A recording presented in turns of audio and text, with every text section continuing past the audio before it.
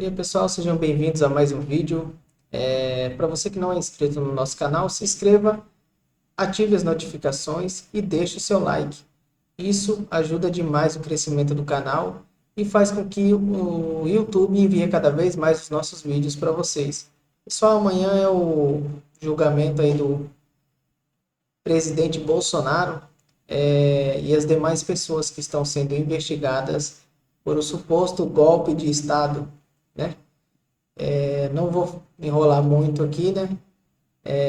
Mais uma vez, obrigado por você que está assistindo. Mais uma vez, deixe o seu like e compartilhe esse vídeo para que chegue a cada vez mais pessoas. Sem enrolação, vamos para o vídeo. Estamos de volta ao vivo em Oeste Sem Filtro para falar sobre o julgamento de amanhã, porque a primeira turma do Supremo deve decidir na terça-feira se aceita a denúncia da Procuradoria-Geral da República contra Jair Bolsonaro e outros 7 investigados pela suposta tentativa de golpe de Estado. Além do ex-presidente, os ministros da Suprema Corte vão decidir se tornarão réus o deputado Alexandre Ramagem, o almirante e ex-comandante da Marinha, Almir Garnier Santos, o ex-ministro da Justiça, Anderson Torres, o general da Reserva e ex-chefe do Gabinete de Segurança Institucional, Augusto Heleno, o tenente-coronel e ex-ajudante de ordens da Presidência da República, Mauro Cid. Também fazem parte do chamado Núcleo 1 de investigados o general e ex-ministro da Defesa, Paulo Sérgio Nogueira, e o general da Reserva e ex-ministro da Casa Civil, Walter Braga Neto. Todos foram denunciados pela PGR pelos crimes de tentativa de abolição violenta do Estado Democrático de Direito, tentativa de golpe de Estado, envolvimento em organização criminosa armada, dano qualificado e deterioração de patrimônio tombado. Em entrevista ao Oeste, o senador Flávio Bolsonaro afirmou que o julgamento do ex-presidente no Supremo tem o objetivo de condená-lo, mesmo sem provas. É um jogo de cartas marcadas e, mais uma vez, eu acho que o Alexandre ele tá levando para o fundo do poço o próprio judiciário brasileiro, a começar pelo Supremo Tribunal Federal, e querem, de qualquer forma, punir o presidente Bolsonaro, deixá-lo de fora das eleições, e está muito claro, eles já falam para quem quiser ouvir que querem prender o Bolsonaro, que isso não é um julgamento justo. E a população percebe isso. E esse julgamento não era nem para estar acontecendo no Supremo, porque o presidente Bolsonaro não tem foro para prerrogativa. Bom, quando é que o Lula foi julgado quando deixou de ser presidente? Lá em Curitiba, na primeira instância, tinha que estar acontecendo a mesma coisa com o presidente Bolsonaro, mas eles mudam o entendimento do Supremo. Inclusive, há poucos dias esse entendimento foi mudado para manter o Bolsonaro nas garras deles, né? Eu falo que é o abraço do urso, que você não consegue se libertar, e menos ainda na primeira turma esse julgamento, não podia ficar lá. Esse julgamento tinha que ser, no mínimo, se não era para ficar no Supremo, mas já que está no Supremo, tinha que ser pelo menos pelo pleno do Supremo, mas não. E é óbvio que isso atenta contra a nossa democracia. Esse é o golpe. Esse é o golpe que não começou agora com o Alexandre de Moraes, começou desde quando o presidente Bolsonaro estava na cadeira de presidente ainda, em que diversas decisões eram tomadas, invadindo a competência do Executivo. Bom, Silvio, reforçando então que o julgamento vai ter início amanhã, a partir das 9h30 da manhã, vai ser transmitido pela TV Justiça, algo que é incomum. Geralmente os julgamentos da primeira turma não são transmitidos pela TV Justiça, mas em razão aí da relevância do caso, amanhã, a partir das 9h30 da manhã, será transmitido. E deixa eu aproveitar para pedir, a gente acompanhou um trechinho dessa entrevista com o senador Flávio Bolsonaro. Quem quiser acompanhar essa entrevista na íntegra, é só entrar no nosso site, revistaoeste.com, está aí na tela para quem nos acompanha. Entrevista realizada pela repórter Sara Pérez com o senador Flávio Bolsonaro, publicada então na edição 261 da Oeste. Diga lá, Silvio Navarro, lembrando que amanhã é julgamento só da admissibilidade da denúncia, só vai dizer se aceita ou não a denúncia apresentada pela PGR. Paula, infelizmente é muito provável, eu diria certo, que a turma vai acatar, que a turma vai torná-los réus. O presidente Jair Bolsonaro, mais 33 pessoas, algumas que você acabou de citar, que passaram pelo governo, tem inclusive o deputado federal ramagem do Rio de Janeiro. O senador Flávio Bolsonaro, nesse trecho que nós exibimos, fez uma explanação impecável e toca nos pontos que a gente também, aqui neste programa, hoje e em outros programas, já enumeramos. Não é o juízo correto, ou seja, o presidente não tinha prerrogativa de foro naquela data, ele já não era mais presidente, sequer estava no Brasil. Não houve a comprovação material do envolvimento dele, ou seja, traduzindo, né, mastigando, não há provas do envolvimento do presidente Jair Bolsonaro num golpe e sequer há provas de golpe. Não houve o golpe no Brasil. Não existe golpe sem pólvora, sem planejamento, sem quartelada. Todo mundo já sabe, o brasileiro já entendeu que isso foi uma trama criada, que isso foi uma narrativa construída a partir daquela catarse da tarde do dia 8 de janeiro.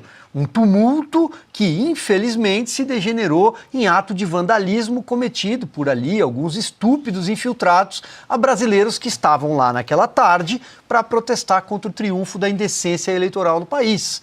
Era disso que se tratava. E aí, a partir daí, todos eles foram acusados, muitos nessa denúncia, no caso, que trata mais da seara política, né, porque ali estão agentes políticos, tentativa de enredá-los, como o presidente Jair Bolsonaro, e outros que nós falamos aqui ao longo do programa. São pagadores de impostos, CPFs, brasileiros comuns, como todos nós. Então, a partir dessa trama hollywoodiana, acho que não. Hollywood não ia comprar uma trama tão ruim como essa, confeccionada nas 900 páginas da Polícia Federal. É que parte uma acusação. E finalizo lembrando que 3 desses ministros que vão votar não poderiam votar, teriam de se declarar impedidos. O principal deles é Cristiano Zanin. Ele foi advogado eleitoral do presidente Lula da Silva, ou seja, ele processou o presidente Jair Bolsonaro, processou seus aliados, influenciadores, ele montou uma banca para atuar no Tribunal Superior Eleitoral em 2022. Cristiano Zanin hoje veste toga, ou seja, se a denúncia do 8 de janeiro é porque esse grupo, ainda que uma trama fantasiosa essa, teria se insurgido, né? Tratou-se de não aceitar o resultado da eleição, o advogado da eleição não pode participar do julgamento. Segundo ponto, o Flávio Dino era o ministro da Justiça, assistiu de tudo de camarote, segundo ele disse ao Fantástico. Ele, inclusive, não conseguiu preservar as imagens do Palácio da Justiça, que é um prédio contíguo ao Palácio do Planalto, talvez tivessem uma boa história para contar sobre o 8 de janeiro. Mas o Flávio Dino, no passado, quando governador do Maranhão, ele processou o presidente Jair Bolsonaro, ou seja, parte e julgador não podem estar do mesmo lado. Ademais, o Flávio Dino já disse o que pensa sobre o presidente Bolsonaro, comparando a um demônio. E finalizo, o ministro Alexandre de Moraes. Hoje, a população brasileira já sabe qual é o papel dele nessa corte. Ele preside todos os inquéritos, tem 21 lá no gabinete dele, a maioria relacionada ao 8 de janeiro. Ele é o relator, ele é a vítima, porque, segundo essa papelada, tinha um plano para assassiná-lo. Ele usurpa o poder acusatório, porque desde o primeiro dos inquéritos não há participação do Ministério Público devidamente. Ele é o acusador, ele manda prender, ele manda soltar e agora ele vai julgar. Isso não existe. Não há precedentes no judiciário brasileiro. Eles não poderiam participar, não fosse um tribunal político. Piotr, amanhã então marcado o julgamento para começar a partir das 9h30 da manhã, só trazendo rapidamente aqui o procedimento. Quem vai abrir essa sessão é o presidente da primeira turma, o ministro Cristiano Zanin. Na sequência, o ministro Alexandre de Moraes vai fazer a leitura do relatório. Aí tem um prazo para sustentações orais da Procuradoria-Geral da República e também vai ter um prazo de 15 minutos para cada um dos advogados, para eles fazerem as suas argumentações também a partir de amanhã. Imagino que não termine amanhã, talvez estenda aí por mais um dia. Os advogados muito provavelmente vão apontar todas as razões para a nulidade dessa acusação, ou seja, de um eventual processo. Nesse momento nós temos uma denúncia a ser analisada para saber se a ação vai ser recebida pela primeira turma. Bom, por todas as razões que o Silvio já mencionou aí, o resultado é previsível, porque nós temos 3 ministros que não poderiam votar e vão votar. E vão votar na condição de pessoas, de juízes que deveriam se declarar impedidos, porque têm interesse na causa. na primeira instância, um juiz se declararia incompetente ou impedido. No caso é impedido, não incompetente. Mas neste caso, alguém deveria levantar-se e dizer: isto não deveria estar acontecendo neste foro, porque não é o Supremo. Veja só, houve uma decisão de ampliação do foro. O Supremo decidiu isso esses dias. Está retroagindo o caso para poder abarcar o caso do ex-presidente Jair Bolsonaro. Não tem nenhuma razão, porque ele já não está mais no cargo. Isso está muito claro. Então, por que o Supremo não julga, então, todos os casos do Lula? Se não me engano, 5 processos estão parados na justiça comum, porque ele tornou-se presidente em 2022, elegeu-se presidente, esse é o resultado do TSE, assumiu e, na condição de presidente, crimes que antecedem o mandato não podem ser julgados. No voto do ministro Cássio Nunes, que chamou a atenção, o Cássio Nunes Marques, ele disse assim: olha, eu estou aqui votando pela ampliação do foro privilegiado, essa ampliação do entendimento do foro por prerrogativa de função, para usar a expressão técnica, é para acabar com esse tipo de procrastinação em julgamento, porque sai de um foro, entra no foro, se tem cargo, não tem cargo, que deve ser julgado no Supremo. Então, por que eu não aplico o mesmo entendimento para o Lula? Já que já foi presidente, já cometeu, então, na condição de presidente, vai ter que ser julgado por algum lugar. Não, está parado. Tudo isso está parado. Mas para o ex-presidente Bolsonaro vale. Qualquer medida, por mais abusiva que seja, porque está se retroagindo esse entendimento para poder abarcar o caso do ex-presidente, e mesmo assim vai seguindo. Um desses 5 juízes, um que fosse, deveria abrir essa divergência. Olha, eu olhei o caso aqui e eu não preciso dos advogados para chegar à conclusão de que esse não for adequado. A questão é: vamos fazer? O Supremo hoje é um negócio de um ambiente paralelo à sociedade brasileira e paralelo à Constituição. Deveria estar dentro da Constituição. Mas, segundo o site G1 do Grupo Globo, ministros do Supremo Tribunal Federal não descartam a possibilidade de um plano de fuga do ex-presidente Jair Bolsonaro para os Estados Unidos, com a participação do filho, o deputado federal Eduardo Bolsonaro. Segundo ministros ouvidos pela reportagem, mas não identificados, a viagem de Eduardo Bolsonaro aos Estados Unidos teria o objetivo de preparar um exílio para o pai, diante de uma provável condenação na suposta tentativa de golpe de Estado. Em entrevista ao Oeste Sem Filtro, na última quarta-feira, Jair Bolsonaro negou qualquer intenção de deixar o país. Ana, eu quero ouvi-la. Vale lembrar que o passaporte de Jair Bolsonaro segue retido, né? Já pediu algumas vezes para ter de volta o passaporte para o ministro Alexandre de Moraes. A última foi, inclusive, para participar da posse de Donald Trump, mas o passaporte aí segue retido, Ana. Paula, essa história dos ministros do Supremo não descartarem fuga de Bolsonaro, diz o Globo, né? De acordo com o Globo, eu acho que pode ser uma preparação para uma possível prisão preventiva, né? Já que estamos falando tanto de prisão preventiva, a Débora está aí, né, presa preventivamente há 2 anos. A gente não sabe, de novo, Paula, a gente senta, a gente lê os documentos, as denúncias, a defesa, as petições, conversa com juristas, com advogados, com professores, e continua todo mundo no escuro, porque o STF hoje ele não tem a única bússola jurídica do STF é a cabeça de cada um, o que cada um quer interpretar como a Constituição. Então, se realmente os ministros falaram, né, para o Globo, né, sob anonimato, de que eles não descartam a fuga do presidente Bolsonaro, estariam de alguma maneira, já fazendo, né, aquele hedge, aquele seguro: olha, daqui a pouco nós decretamos a prisão preventiva, porque, olha, há alguns dias nós mostramos que havia perigo de fuga do presidente Bolsonaro. E olha, a permanência do Eduardo Bolsonaro aqui nos Estados Unidos não tem absolutamente nada a ver, eu creio, né? Eu não tenho informação nenhuma do Eduardo. É a minha opinião de que a permanência dele aqui não tem nada a ver com fuga ou não fuga, pedido de exílio político para o pai. O que aconteceu foi uma mancada grande, né, um erro de estratégia da oposição ao Brasil, de pedir o confisco do passaporte do Eduardo Bolsonaro sem saber que ele estava de férias aqui apenas uma semana com a família. Eduardo, que tem feito um trabalho brilhante aqui de bastidores.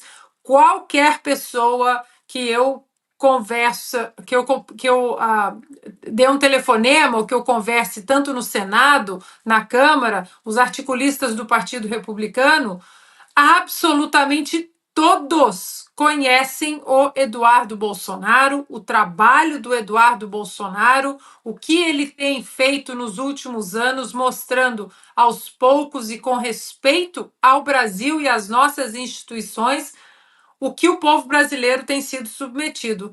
Então, eu acho que isso aí eles podem estar querendo fazer já algum seguro para talvez ou colocar aí no jogo uma possível prisão preventiva. Agora, é embasada na lei, não é?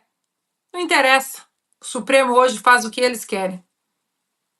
Notícia também, o que chama bastante atenção é o ministro do Supremo pautando a imprensa, né, emitindo juízo de valor sobre um caso ao qual eles vão se debruçar logo mais, né?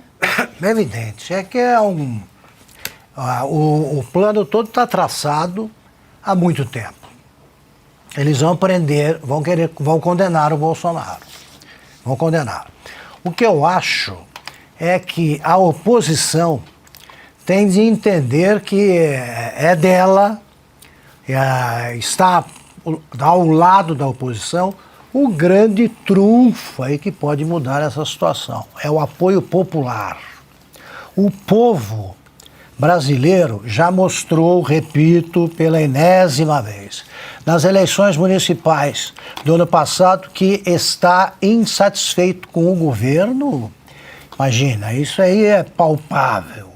Né? Você sente esse clima na rua, é quase tangível. Você pega com a mão a insatisfação do povo, toca com a mão. Agora, está insatisfeitíssimo com o Supremo Tribunal Federal. Não fosse assim, eles circulariam pelas ruas ou fariam manifestações a favor do sem anistia. Eles ficam calculando o seguinte: a manifestação do Rio foi menor do que previa o Bolsonaro. Aí calculam até em porcentagem. Equivale a 3% do que o Bolsonaro esperava. Olha só o desespero de quem não pode fazer manifestação a favor de nada. Comemorem o 1º de maio com a bandeira sem anistia. O povo precisa ser organizado. Então eu não gosto de dizer que eu tomaria tal decisão no lugar da pessoa, porque eu não sou a pessoa. É sempre muita pretensão fazer isso aí. Mas eu não sairia do Brasil. No caso do Bolsonaro na presidência, ainda há anos. Quando é que ele saiu do Brasil? 2022. Na virada do ano. A virada. E não sairia agora se fosse o Flávio. A luta é travada aqui, eu acho, nesse caso, embora a Ana tenha toda a razão. Ele faz um belo trabalho lá. O que se precisa preparar? A campanha de 2026 já começou. A direita, que tem a maioria, tem de se organizar de modo a conquistar o poder legislativo.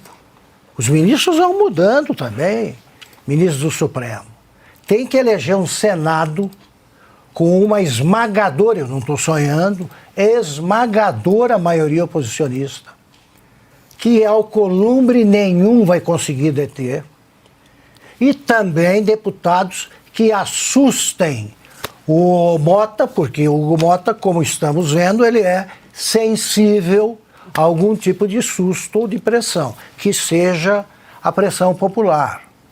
Então a oposição tem que estar aberta para o seguinte: se o Supremo prosseguir com esse projeto, que começou com a libertação do Lula, um ladrão, né, que continuou com uma eleição em que o Supremo atuou como partido político, e que prossegue agora, isso só pode ser modificado pelo povo, do qual emana todo o poder.